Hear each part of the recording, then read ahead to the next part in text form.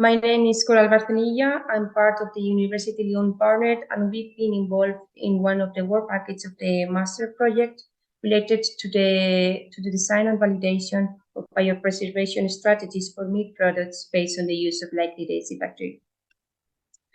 Foodborne outbreaks caused by the consumption of contaminated meat and meat products still occur with important negative effects on the public health.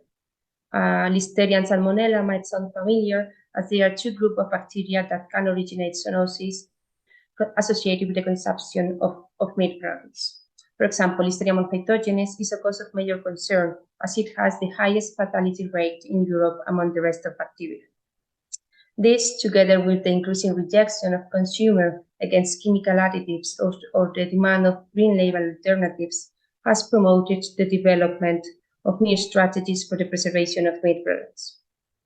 The use of beneficial bacteria, such as lactic acid bacteria, or the products that they can produce, can be used as natural antimicrobials to compete with harmful or spoilage microorganisms, and so extend the shelf life of meat products. Our research group has studied the viability of applying lactic acid bacteria in different meat products to control the growth of those pathogens. We've tried different products, different conditions, and different types of applications. For example, we have applied the bacteria on the surface of the sliced food ham, or mixed with the ingredients to elaborate a fermented sausage, or in marinades where pieces of pork were dipped in.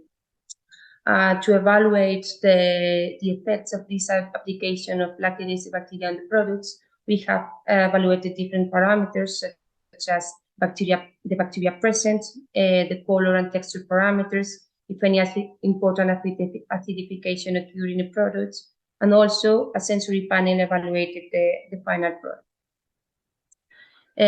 So the results that we obtained are shown here, some of them.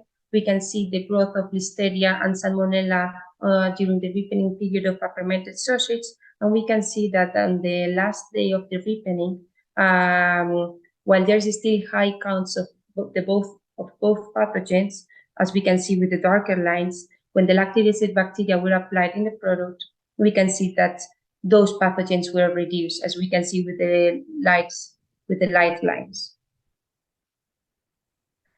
In addition, other bacteria that can cause the spoilage of food products can be controlled with the use of this lactic acid bacteria.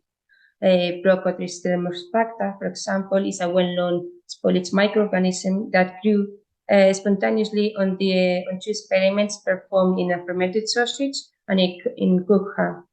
But when the lactic acid bacteria were applied into these products, there was a reduction of these spoilage microorganisms. So, as a conclusion, we can highlight that the tested lactic acid bacteria demonstrated promising results to fight against different foodborne pathogens, that they were effective in different meat products and with various packaging conditions, and that the bacteria applied did not have any detrimental negative effect on the meat product quality. If you have any questions, we'll be happy to answer them.